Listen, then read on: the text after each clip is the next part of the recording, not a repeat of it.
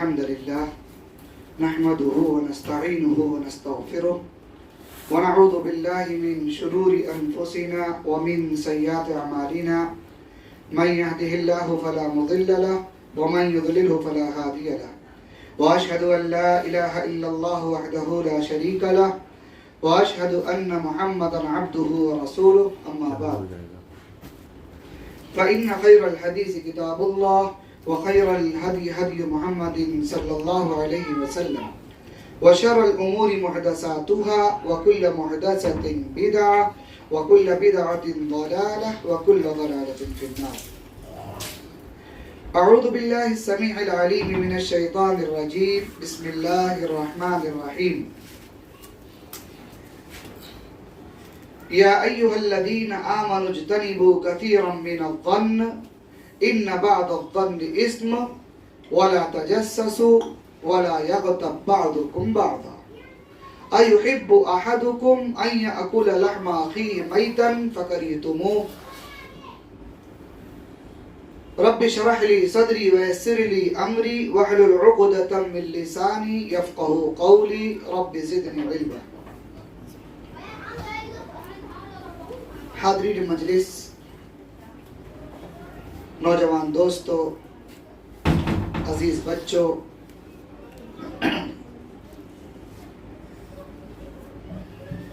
ہم اور آپ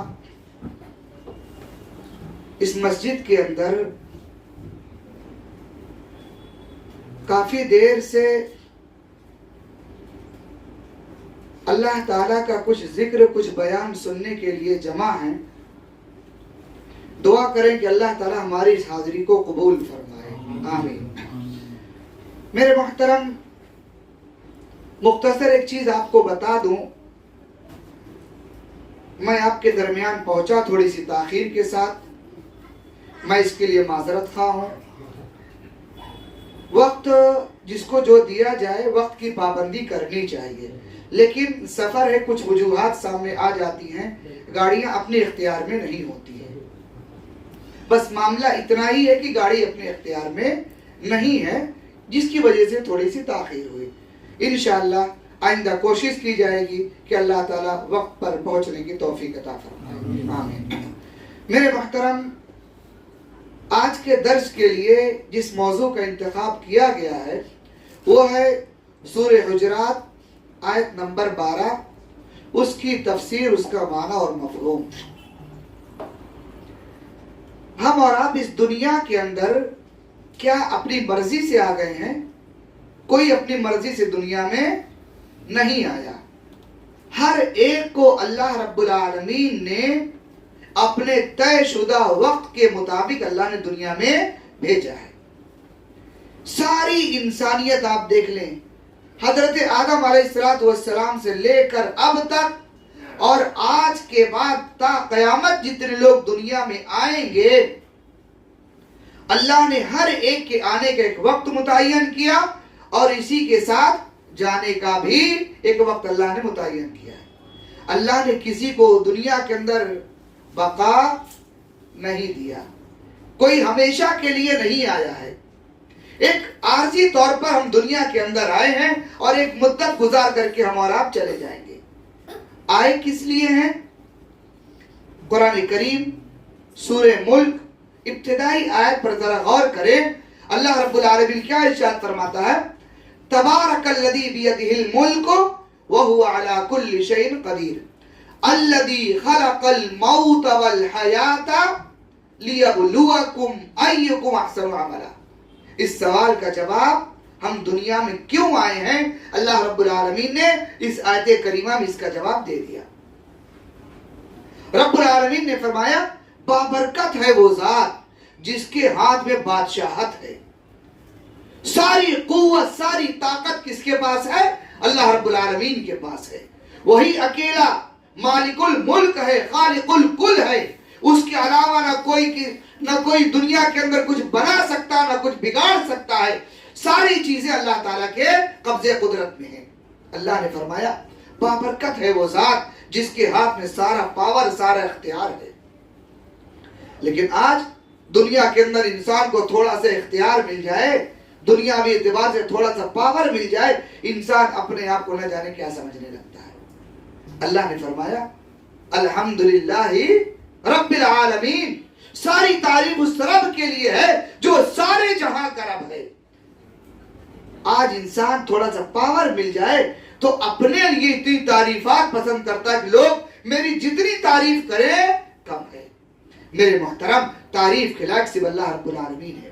آگے اللہ رب العالمین نے فرمایا الذی خلق الموت والحیات، ہم نے زندگی اور موت کو پیدا کیا، زندگی کو بھی اور موت کو بھی پیدا کیا۔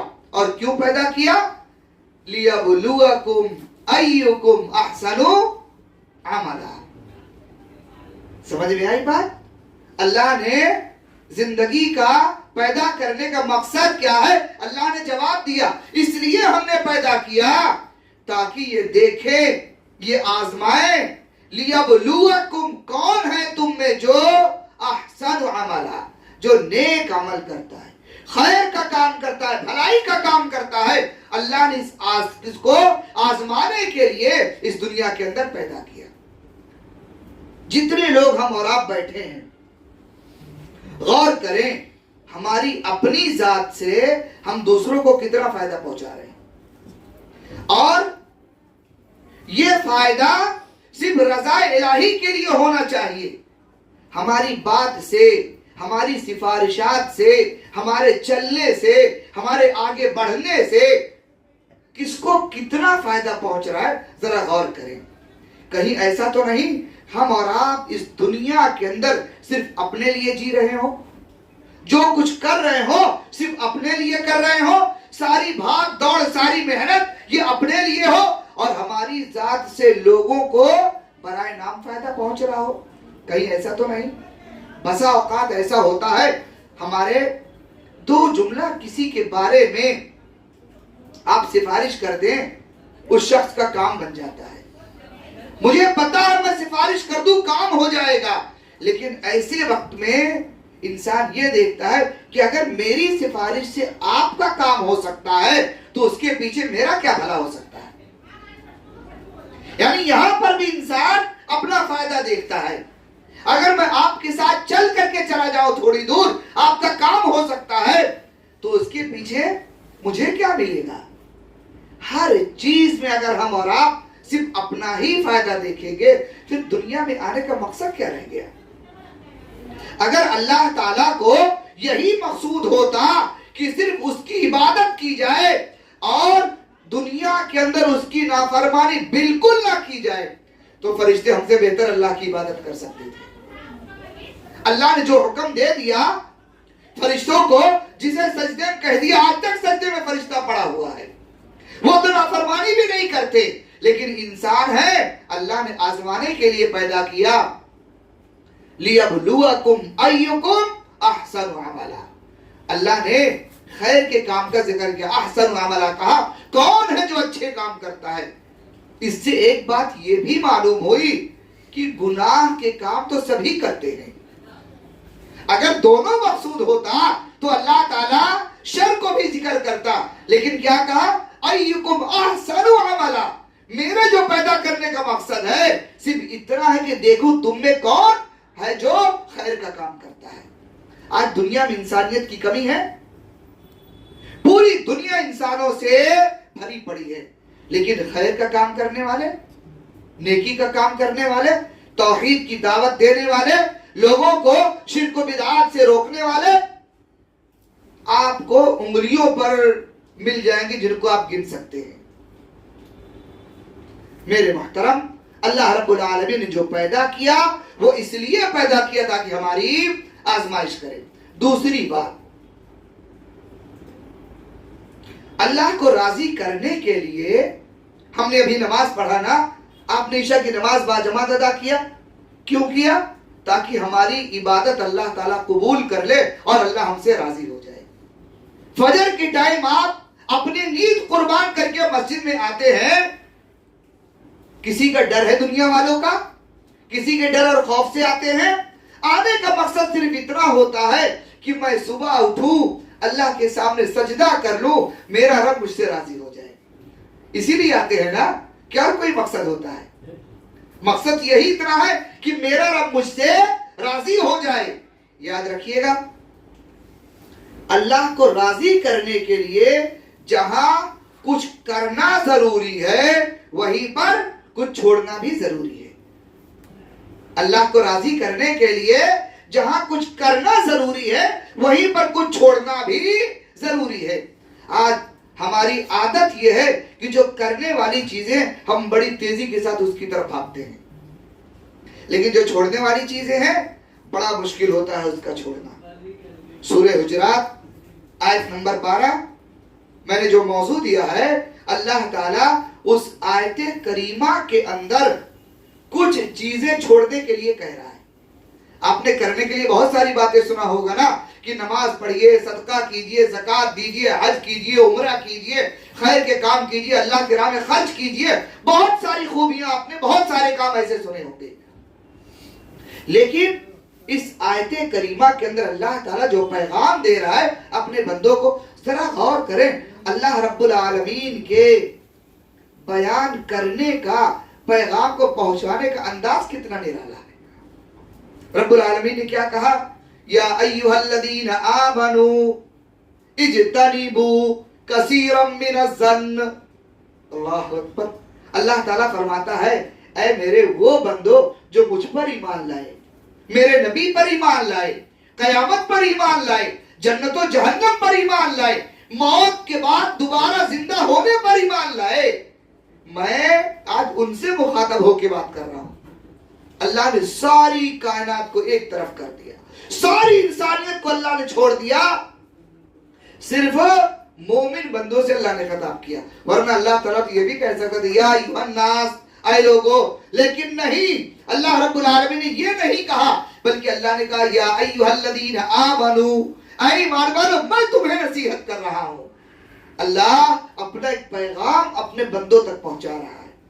پیغام کیا ہے؟ اللہ نے فرمایا اجتنبوا کثیرا من الظن. میرے بندو دیکھو، میری نصیحت یہ ہے تمہیں کہ تم آپس میں ایک دوسرے کے تعلق سے نا بدگمانی چھوڑ دو، حسن ظن رکھو. کسی کے بارے میں سوچو تو اچھی بات سوچو. اپنے بھائی کے بارے میں، کسی بھائی کے بارے میں غلط خیال، غلط تصور نہ کرو. کیوں؟ اختلافات جو شروع ہوتے ہیں نا وہ یہی سے شروع ہوتے ہیں. شیطان پہلے ہمارے دل و دماغ میں یہ وسوسہ ڈالتا ہے، یار ہم 4 آدمی مسجد کے ذمہ دار ہیں، مل کر کے کام کرتے ہیں، لیکن ہم میں ایک آدمی ایسا ہے جو وقت نہیں دیتا مسجد کو. اب یہ وسوسہ ہمارے دماغ میں آیا، یہ خیال ہمارے دماغ میں آیا، اور وہیں سے ایک نئی بات شروع ہو گئی. کیوں نہیں آتا، کیوں نہیں ملتا، کیوں نہیں ٹائم دیتا، وہ اپنے آپ کو بہت بڑا سمجھنے لگا. اس طرح کے خیالات ہمارے دماغ میں آنا شروع ہو جاتے، اور یہ چیز شیطان کی طرف سے ہوتی ہے. یاد رکھیے گا، یہی معاملہ گھر کے اندر بھی ہے. بھائی بھائی، بھائی بہن، شوہر بیوی، ماں باپ جتنے ہیں، اللہ نے سب کو اس آیت کریمہ کے اندر یہی پیغام دیا کہ کسی کے بارے میں بدگمانی نہ کرو. اور اگر ہم اور آپ اپنے کسی بھائی کے بارے میں، کسی اپنے قریبی کے بارے میں، کسی دوست کے بارے میں اگر ہم اور آپ غلط سوچنے لگیں گے نا تو اس کا نقصان کیا ہوگا؟ آگے چلیے. اللہ رب العالمین نے اسی آیت کریمہ کے اندر آگے فرمایا یا ایھا الذین آمنوا اجتنبوا کثیرا من الظن ان بعض الظن اثم. اللہ نے فرمایا دیکھو، اگر بہت زیادہ سوچو گے نا کسی کے بارے میں تو یہ سوچنا بہت بڑا گناہ. اسم، یہ گناہ ہے کسی کے بارے میں بدگمانی کرنا. ارے سوچنا ہی ہے کسی کے بارے میں، خیال کرنا، حسن ظن رکھیے نا، اللہ اس میں اجر و ثواب بھی دے گا. میں آپ کے بارے میں اگر یہ خیال کروں لوگ اچھے نہیں ہیں، یہ حسن ظن نہیں ہے، یہ بدگمانی ہے. اور یہ بدگمانی کرنے سے جو نیکیاں ملنے والی ہے میں اس نیکی سے محروم ہو جاؤں گا.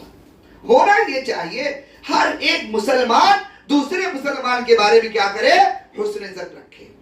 اگر آپ حسن ظن نہیں رکھتے ہیں تو آگے جو راستہ کھلنے والا ہے، جو دروازہ کھلنے والا ہے برائی کا، اللہ نے اس کا بھی ذکر کیا. کیا فرمایا؟ ان بعض الظن اسم ولا تجسسوا ولا یغتب بعضکم بعضا. اللہ نے فرمایا خبردار ہوشیار رہنا. اپنے بھائی کے بارے میں دو چیزوں سے اللہ تعالیٰ نے منع کیا. کہا خبردار یہ دو کام ہرگز مت کرنا اپنے بھائی کے بارے. اپنے بھائی سے مراد ایمان والے مومنین جو ہے اللہ نے ان کے بارے میں منع کیا. کیا کہا؟ ان بعض الظن اسم ولا تجسسوا. اللہ نے فرمایا خبردار کوئی مسلمان کسی مسلمان کی جاسوسی نہ کرے, کسی کے ٹوہ میں نہ لگے, کسی کا عیب نہ تلاش کرے. بسا اوقات ہوتا کیا ہے, ہم میں کچھ لوگ ایسے بھی ہوتے ہیں جن کو اپنے کام سے کچھ زیادہ لینا دینا نہیں ہوتا ہے, بس وہ دوسروں کے بارے میں ہمیشہ فکر مند رہتے ہیں. فلاں آدمی ہے, صبح نکلتا ہے, کہاں جاتا ہے, کس سے ملتا ہے, کیا کرتا ہے, شام کو دیر میں آتا ہے, کہاں رہتا ہے. بھائی وہ اس کا اپنا عمل ہے.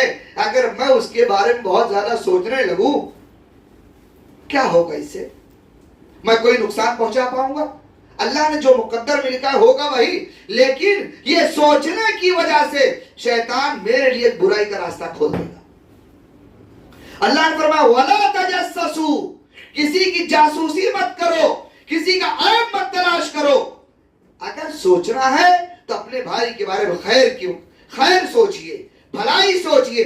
میرا فلاں بھائی ہے, آج 2 دن ہو گئے ملاقات نہیں ہوئی, آخر وجہ کیا ہے, کہاں ہے, کس حال میں ہے, کیوں نہیں ملاقات ہوئی؟ ہو سکتا ہے میرا بھائی پریشان حال ہو, میرا بھائی کسی تکلیف میں ہو. آپ حسن ظن رکھیں, خیر سوچیں, اللہ آپ کو اس کے بارے میں اجر و ثواب دے گا.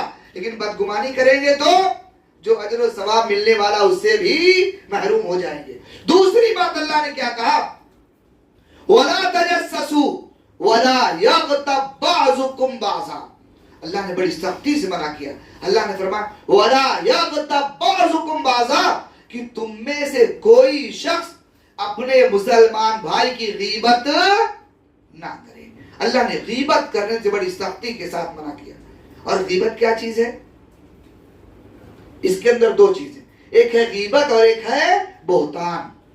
غیبت آپ کو بتا دوں, ہمارے کسی مسلمان بھائی کے اندر کوئی عیب ہو, کوئی کمی ہو, اس کے اندر اس کی کچھ عادتیں اچھی نہ ہوں, اور ہمیں معلوم ہے میرا فلاں ساتھی فلاں بھائی ایسا ہے جس کی ایسی عادت ہے. اب میں اس کو 4 لوگوں کے بیچ میں اگر بیان کروں, یار فلاں آدمی تو ایسا یہ کرتا اس کی یہ عادتیں ہیں, اس کو کیا کہتے ہیں؟ غیبت کہتے ہیں. اس کے اندر یہ عادت موجود ہے اور میں اس کی اس بری عادت کو لوگوں کے درمیان پھیلا رہا ہوں, لوگوں کو بتا رہا ہوں. اور میرے بتانے کا مقصد اگر یہ ہے کہ لوگ اس کا مذاق اڑائیں یا اس سے نفرت کریں یا اس سے دور ہو جائیں, تو یاد رکھیے گا یہ بہت بڑا گناہ ہے. دوسری چیز اس کے اندر, ہمارا کوئی ساتھی ایسا ہے جس کے اندر میں جس تعلق سے بات کر رہا ہوں اس کے اندر کوئی عیب نہیں ہے.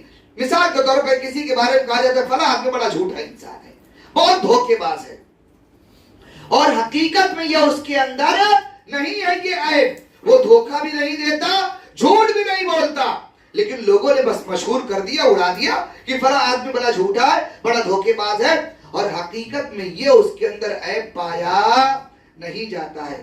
تو جانتے یہ کیا ہے؟ یہ بہتان ہے. اور بہتان کی سزا کیا ہے؟ قرآن کریم میں سورہ نور کے اندر اللہ رب العالمین نے 80 کوڑے مارنے کا حکم دیا ہے. اگر کوئی عیب نہیں ہے اور اس کے بعد اس کی طرف یہ اشارہ کیا جا رہا فلاں آدمی ایسا ہے, اللہ کی قسم اگر اسلامی حکومت ہو تو اس کو 80 کوڑے مارے جائیں گے. کیا ہم اور آپ اپنے لیے یہ پسند کرتے ہیں کہ میری کوئی مخالفت کرے یا میری کوئی برائی چاروں طرف بیان کرے؟ میں اپنے لیے نہیں پسند کرتا نا. تو اللہ کے نبی نے یہی فرمایا کہ مومن وہ ہے جو اپنے لیے پسند کرے وہی اپنے بھائی کے لیے پسند کرے. کون اپنی عزت کو مارکیٹ میں خراب کرنا چاہتا ہے؟ کون اپنی عزت پر داغ دینا چاہتا ہے؟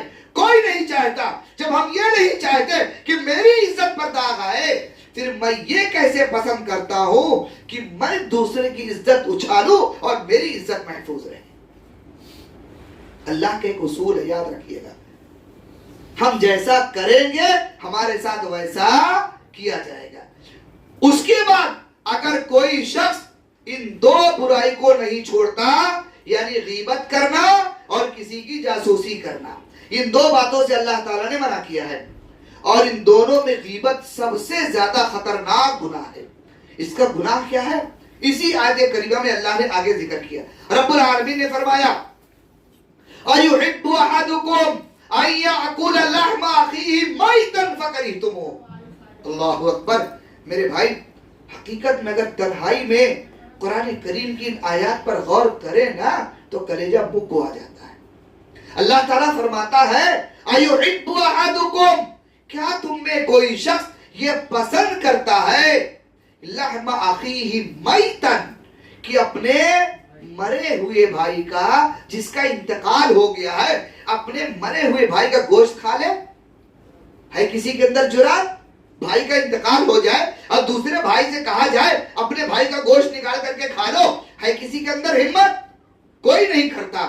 لیکن یاد رکھیے گا، اگر ہم کسی کی غیبت کرتے ہیں تو جو گناہ مرے ہوئے بھائی کے گوشت کھانے کا ہے، وہی گناہ کسی کی غیبت کرنے کا بھی ہے۔ آج ہمیں اور آپ کو اس سے بہت سخت بچنے کی ضرورت ہے۔ اللہ نے فرمایا أَيُحِبُّ أَحَدُكُمْ أَن يَأْكُلَ لَحْمَ أَخِيهِ مَيْتًا فَكَرِهْتُمُوهُ وَاتَّقُوا اللَّهَ۔ آخر میں اللہ نے فرمایا وَاتَّقُوا اللَّهَ، اللہ تعالیٰ سے ڈرو، اللہ تعالیٰ سے ڈرو۔ اگر اللہ تعالیٰ سے ڈرو گے نا، یقیناً اللہ تمہارے لیے ان تمام گناہوں سے بچنے کا راستہ اللہ تعالیٰ بنا دے گا۔ کیوں؟ قرآن کریم میں اللہ نے دوسری جگہ فرمایا وَمَن يَتَّقِ اللَّهَ يَجْعَل لَّهُ مخرجا۔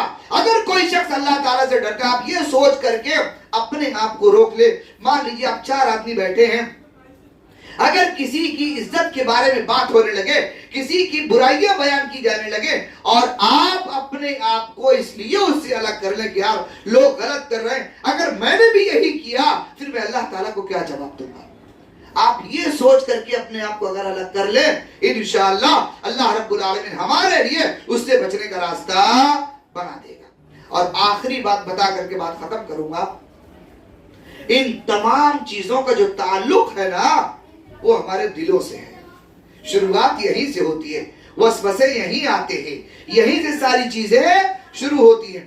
اللہ رب العالمین قرآن کریم میں ارشاد فرماتا ہے وَلَقَدْ زَرَعْنَا لِجَهَنَّمَ كَثِيرًا مِنَ الْجِنِّ وَالْإِنسِ لَهُمْ قُلُوبٌ لَا يَفْقَهُونَ بِهَا وَلَهُمْ أَعْيُنٌ لَا يُبْصِرُونَ بِهَا وَلَهُمْ آذَانٌ لَا يَسْمَعُونَ بِهَا أُولَئِكَ كَالْأَنْعَامِ بَلْ هُمْ أَضَلُّ أُولَئِكَ هُمُ الْغَافِلُونَ۔ اللہ رب العالمین نے فرمایا کہ وَلَقَدْ زَرَعْنَا لِجَهَنَّمَ كَثِيرًا مِنَ الْجِنِّ وَالْإِنسِ، اللہ تعالیٰ فرماتا ہے ہم نے بہت سارے انسانوں اور جناتوں کو محض اس لیے پیدا کیا کہ ان کے ذریعے سے جہنم کو بھر دینا ہے۔ ایک کباڑی جو کباڑ خریدنے آتا ہے، آپ جانتے ہیں اس کی کوشش یہ ہوتی ہے کہ میری گاڑی پوری کباڑ سے بھر جائے، ہے نا؟ وہ پوری دن بھر کوشش کرتا، محنت کرتا ہے۔ اللہ رب العالمین نے کچھ لوگوں کو اسی لیے پیدا کیا کہ ان کے ذریعے سے جہنم کو بھر دیا جائے، اور وہ کون لوگ ہیں؟ اسی آیت کریمہ میں اللہ نے ذکر کیا لہم قلوب لا یفقہون بہا، یہ وہ لوگ ہیں کہ اللہ نے جن کو دل تو دیا ہے لیکن ان کے دل سوچتے سمجھتے نہیں، بس جو بھی منہ میں آیا زبان پہ آیا بک دیا، اپنے دل و دماغ پر اپنے اعضاء پر وہ قابو نہیں کرتے۔ اللہ نے فرمایا خبردار، ہوشیار رہنا ایسے لوگوں سے۔ لہم قلوب لا یفقہون بہا وَلَهُمْ أَعْيُنٌ لَا يُبْصِرُونَ بِهَا، اللہ فرماتا میں نے ان کو آنکھیں بھی دیا ہے لیکن یہ دیکھتے نہیں۔ کیا اندھے نہیں؟ اندھے نہیں ہیں، لیکن انہیں حق اور ناحق نظر نہیں آتا، بس ایک دھارے میں بہتے چلے جا رہے ہیں۔ آگے فرمایا لَهُمْ قُلُوبٌ لَا يَفْقَهُونَ بِهَا وَلَهُمْ أَعْيُنٌ لَا يُبْصِرُونَ بِهَا وَلَهُمْ آذَانٌ لَا يَسْمَعُونَ بِهَا، اللہ فرماتا ہم نے انہیں کان بھی دیا ہے لیکن وہ سنتے نہیں ہیں۔ کیا مطلب؟ ہمارے بہت سارے بھائی آپ کو ایسے ملیں گے جب آپ ان کے سامنے حق بات ذکر کیجئے لوگ کہتے ہیں مجھے اس سے کوئی لینا دینا نہیں، اپنے آپ کو الگ کرنے کی کوشش کرتے۔ یہی وہ لوگ ہیں جو حق سننے کے باوجود حق کو قبول نہیں کرتے۔ کہیں ایسا نہ ہو میرے بھائی یہ آیت کریمہ، یہ آج کا جو درس آپ کے سامنے دیا گیا، اگر ہم اور آپ اپنے آپ کو ان دو گناہوں سے نہیں بچائے، نمبر 1 پہلا گناہ کسی کی جاسوسی کرنا، نمبر 2 دوسرا گناہ غیبت کرنا. اور تمہیدی طور پر اللہ تعالیٰ نے جو ذکر کیا وہ کیا ہے کہ کسی کی مسلمان کے بارے میں بدگمانی نہیں کرنا. اللہ تعالیٰ نے انہیں چھوڑنے کا حکم دیا ہے. اگر ہم اور آپ یہ گناہ چھوڑ دیں گے، یقین جانیے میرے بھائی، اللہ ہمیں اور آپ کو دنیا میں اور آخرت میں بہترین بدلے سے نوازے گا. اور جیسا کہ میں نے پہلے کہا، اللہ کو راضی کرنے کے لیے جہاں کچھ کرنا ضروری ہے وہیں پر کچھ چھوڑنا بھی ضروری ہے. اور چھوڑنے کے لیے اللہ نے جو چیزیں ذکر کیا، بدگمانی مت کرو، کسی کی جاسوسی مت کرو، کسی کی غیبت مت کرو، ان تمام چیزوں کو چھوڑ دیجئے اور یہ سوچ کر کے چھوڑ دیجئے میں صرف اللہ کو راضی کرنے کے لیے چھوڑ رہا ہوں. بس میرے چھوڑنے کا مقصد کیا؟ میرا رب مجھ سے راضی ہو جائے. انشاءاللہ اگر اس نیت کے ساتھ یہ ساری چیزیں چھوڑیں گے، یقین جانیے اللہ ہم سے اتنا راضی ہوگا، ہمیں دنیا میں بھی عزت سے نوازے گا، اور موت کے بعد جو ہمیں ٹھکانہ ملنے والا ہے اللہ ہمارے لیے آسانی کا معاملہ کرے گا. میرے محترم، آج کے درس میں جو نصیحت کی گئی ہے، میں اپنے آپ کو سب سے پہلے اس کا مستحق سمجھتا ہوں. کہنے والا اگر عمل نہ کرے تو کہنا پھر بیکار ہے. اگر کہنے والا خود اپنے آپ کو اس سے نہ بچائے تو کہنا بیکار ہے. لہٰذا ہم سب اللہ تعالیٰ سے دعا کریں کہ اللہ رب العالمین کہنے والے کو، سننے والے کو، اور جہاں تک ہماری یہ باتیں جائیں ہم تمام لوگوں کو اس طرح کی برائیوں سے، گناہوں سے بچنے کی توفیق عطا فرمائے. اللہ رب العالمین ہمیں اپنے رب کو راضی کرنے کے لیے نافرمانی، جتنی بھی نافرمانیاں ہیں، تمام نافرمانیوں سے اپنے آپ کو بچانے کی توفیق عطا فرمائے. اللہ ہمیں اور آپ کو ہر برائی، ہر گناہ سے بچنے کی توفیق عطا فرمائے.